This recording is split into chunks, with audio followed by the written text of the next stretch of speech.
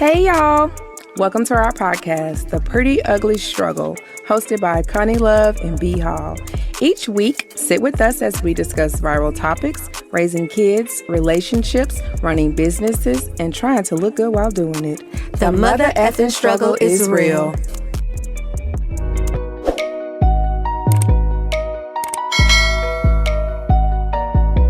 Yes, because if you were from Atlanta, you had to come and see me. Yeah. I was dealing with all the rappers from Atlanta, 2 Chainz, Future, Rocco, just everybody doing all their merch for their concerts and stuff. Yeah. But I think that I enjoyed the most being able to talk to like younger rappers that they may have the money, but they didn't know exactly what to do with it. Yeah. So I become a brand. So I used to sit with them and help them brand themselves. And then when they do concerts and stuff, they would have shirts and they would have merch and they would have different things like that to sell to really get their hands in their real business. Yeah. Because a lot of people were don't like a business. mentor to the younger rappers coming up? I would like to say I was because they used to come to my shop and me and my fiance, we would sit there and we Shout would out to him. He's the bomb. What's okay? And we would sit there and we would just help them kind of put it together. Yeah. They knew how to rap. They knew how to write. They knew how to do the. You need to market them. Yeah. So that was a lot of fun. That's really the struggle, to be quite honest, because there's a lot of unknown artists out here that we will never fucking hear because we don't know. They don't know how to put themselves out there. Yeah. Like me in Texas that loves rap music, I will never hear their shit. Unless they have that marketing team behind them or a mentor behind them to put them out there and teach them. So much has changed too with the industry. Like it's it's not what it used to be. So you in a good way or bad way. Okay, I'm gonna be honest because I think it's bad because I'm an old head, right? Yeah. I'm an old, I think old school. What? I'm not old, but I'm an old school. We don't say bad, we say ugly. Yeah, because we do ugly and pretty. Okay. So what's the ugly part of the industry right now? The ugly part about it is it's not about talent, it's about algorithm. Ooh. It's about, it's all about are people streaming it? Are people watching their silly videos? Yeah. All this, that. And that's not what being an artist to me has been about. Yes. All of these years, it's always been about what can I do on stage? Can I really sing? Am I vocal? Can I write? Yeah. And it's always been about the meat of it for me. But now it's all about everything else. All the sides. Can she dress? What she got on? All the sides mean something now. Not the entree. Don't nobody care. It's a about side. Everybody care about the broccoli and the mashed potatoes. I like broccoli. And how pretty the steak look. And the sauce that's on top. Steak can be dry as hell. Long as it look good. You know what I'm saying? That's what it is right now. Are you marketable? Can I sell those sides? Do y'all remember when people had A&Rs and artist development? Right. You remember when that used to be a part of the game? Yeah. It's not anymore. Wow. They have people that actually just sit at home, watch the internet, and watch. So if you already have a following, then they'll pick you up. And that's where even the labels are looking at, do they have a following? Yeah. Are they big on YouTube? And it's but see, to me, talent. But see, to me, that makes it for, if you are as the label, that makes them lazy. You know what I'm saying? They want you to already have a following. Like they make want the job easy. They want you to already have all these things, and you have to be established already before somebody will sign you. Yeah. That's what I was saying about Black Effect. Why the hell y'all won't take? I want you to silence it at least. Yes. Why won't y'all take the little people who ain't got no following and give us a chance to develop one? Because we don't know how. Some of us don't know. Yeah. We don't know how to even find the audience, right? Yeah, exactly. Like if you're a part performer. Well, honestly, we know who we're marketing to. Yes. But how do we get to those people that we're marketing to? Exactly. Yeah. And it's a hard thing to kind of. So we've been feeling that signing us to the Black Effect will help us get to that market that fuck with us. We already have a pretty good following, not a big following, but we just have a good, decent following. We got some core people that fuck with us. Right. So it's like singing, acting, all of everything. So all of that just resonated with me. I just love having an audience. So I've been on stage recently with my new play called When a Man Knows, and we did chapter 1 and chapter 2. Okay. So yes, and you're gonna have some new stuff coming from me originally real soon. So we got artists like Sullivan, we got her, we got some really amazing R&B singers right now. So I mean, it's always been some staples like you got your Beyonce, you got your Erykah Badu, you got your people, right? But the younger generation of music was kind of going a whole different direction. So I think the real R&B lovers coming back. We're coming back. We're coming back strong. Yep. So that's what I'm here for. I'm here to bring it all back, baby. We love it. Some entertainment. Real. We need it. Yes. The culture needs it. Yes. Yeah. Like I said, I've been knowing B for 10 years now? 10, 11 years? It's been a long time. Yes. Swim tonight. Ooh. You know what I'm saying? Okay. So you got to use your imagination. What that mean to you? Yes. Come inside. Yes. You know what that reminds me of? Come on out. It kind of reminds me of Beyonce's Rocket. Oh, okay. Let's be in that mood. And she is a legend. She is an icon. So what am I trying to say? You got and she's not over-sexually. She's sexual. Now, what do y'all think? Overly sexual. What do you think about? You don't think remember the first tour? She was like on the pole and all that, and on the couch. Like none of that was. You know what I mean? As a woman. And to be honest, like the top 2 female podcasts are sex podcasts. They call them positive sex podcasts. You know what I mean? What is a positive sex podcast? Where they're talking about sex in they're not shaming you for talking about sex. Right. Like they're trying to make sex. All your kinks are okay. Yeah, normalizing. So they're normalizing sexual conversations, just like they normalizing a lot of stuff. Yeah, and we have to be so open, even with our younger generation. Yeah. Like we don't honestly want to talk about everything. Like what? Can we keep something to ourselves? Look, I ain't gonna lie. You know what I'm saying? Like, come on, keep something. Come on. We got to be able to keep something where it's not for the internet. Everything is not for the internet, and even.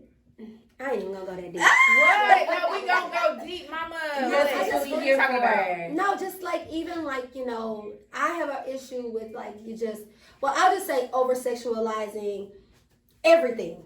We over sexualize gay, transgender, straight. Everything is just over sexualized, and that is the one. Sex is the one thing where you're supposed to remain intimate. That means it's to yourself.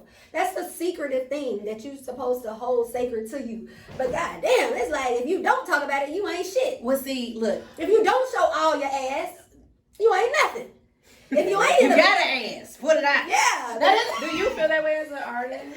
Well, I feel like because you fine. I don't know if y'all know, but she fine as hell. You fine. I said, goddamn, you fine. So do you put it out there that you got ass? I feel like if you got it, work with what you got. It ain't really about flaunting it. It's just working it the way that works best for you. I have a big ass. I have a big audience.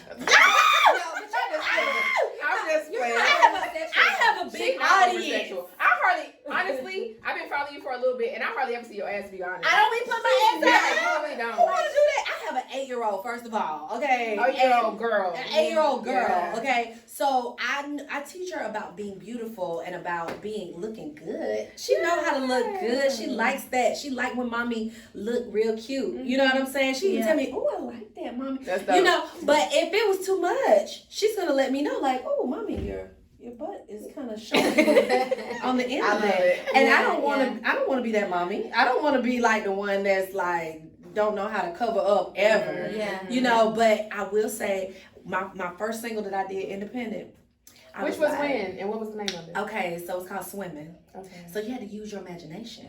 Okay. So Swimming was about sex. Okay. Mm-hmm. But it was, I did it in a way that was a little bit more like you had to use your imagination instead of it being so like, I want to fuck tonight. I want to hump you tonight. You're like, come on, man. Just be a little bit, just come on.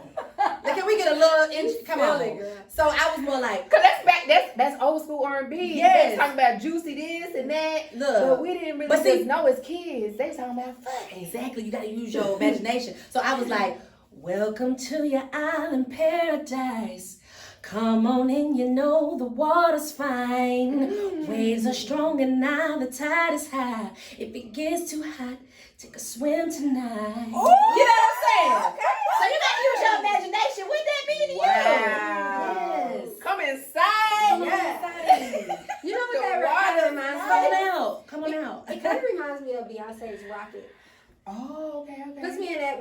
and she is a legend. She is an icon. So what am I trying to say? You guys, and she's not over sexually. She's sexual. Now, what do y'all think? Overly sexual. What do you think about? You don't think like remember the first tour? She was like on the pole and all that, like on the couch. None of that was over sexual. No, I feel like no. I think it's a difference from entertaining. Yes. Versus like just being. Hear my pussy, hear my ass. Yeah. Now, what did y'all think about the Grammy performance with the Cardi and the Megan? Oh. Pussy. Everywhere. It was honestly, I was cringing. I was watching it with my daughter, and I was cringing the whole time. I just feel like they both are too talented for that. Like, they both are so talented. Like, they don't need to do that. You know what I'm saying? Like, at this point, like, I still love Meg, but I'm tired of seeing Meg's ass. She fine. We know she fine. She not working. Yes, and she young and she beautiful. But her flows are fucking amazing. I love her. She's from Texas. I'm always gonna support. But it's like, give me something else. But see, once it's your image, that's another part of the game. Okay. So once you create an image, you kind of got to go all the way. That's just like y'all boy. Y'all boy, what was one? He was humping the Satan dude on the video. He was Lil Nas X.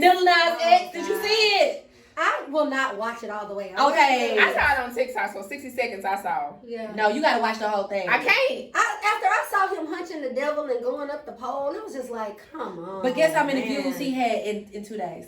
How many, girl? 30 million views in 2 days. It's troll. And that makes him successful, right? But he got 30 million views. It don't matter if he's a troll. They're watching. They're watching. So the algorithm speaks. Loves him. The algorithm loves you, baby. So and you get paid. Your haters are tuning into this. So where are these Christians or watching that fucking video? So they can go do a YouTube and be like, listen, watch out, Satan is coming. Watch out, the music is gonna take you to Satan. Don't do it. I sing about Jesus, so don't worry about me. I'm good. I love the Lord, and the Lord loved me even when I'm talking about sex. And amen again. He loved me. God is good. All the time. And all the time. God is good. Amen. Or amen. So what were your thoughts personally about the Lil Nas X video? Oh, see, okay. It's getting hot in here, honestly, y'all. It is. I'm starting to sweat. I don't want to answer these questions. I feel like I'm on. You in a hot seat. I'm on TLC right now. I don't know. Okay, no, seriously. No, it's actually physically hot. It is. I think it's the shots. I don't know what the fuck. Let me take my hat off. Wait a minute. Turn my hat off for y'all folks. Ooh. She coming off. Woo. I think my boy P.I. I can't take my hat off. My wig might come off with it. You know what I'm saying? But I think my boy P.I. is turn the air off on us like, bitch, get out. Y'all been time is up. But shout out to our guys at OG Talk the podcast for allowing us to use their studio tonight. We love it. So we beautiful. Y'all love the sound quality or what? Did y'all hear Bianca loud and clear or what? Woo, Crystal. All them sound like. So give us your thoughts on Lil Nas X. Okay, so back to that. The latest. So, I think that once he opened the floodgates of like, I'm weird, I'm different, I'm gay, right? It's like, where do you go from there? You got to just go for the gusto. Yeah. Like, you got to go hard or go home, right? Yeah. So what else is he going to do to keep himself relevant and going, besides like do some old like weird hump the devil and some high heel boots with his crotch out and exposed?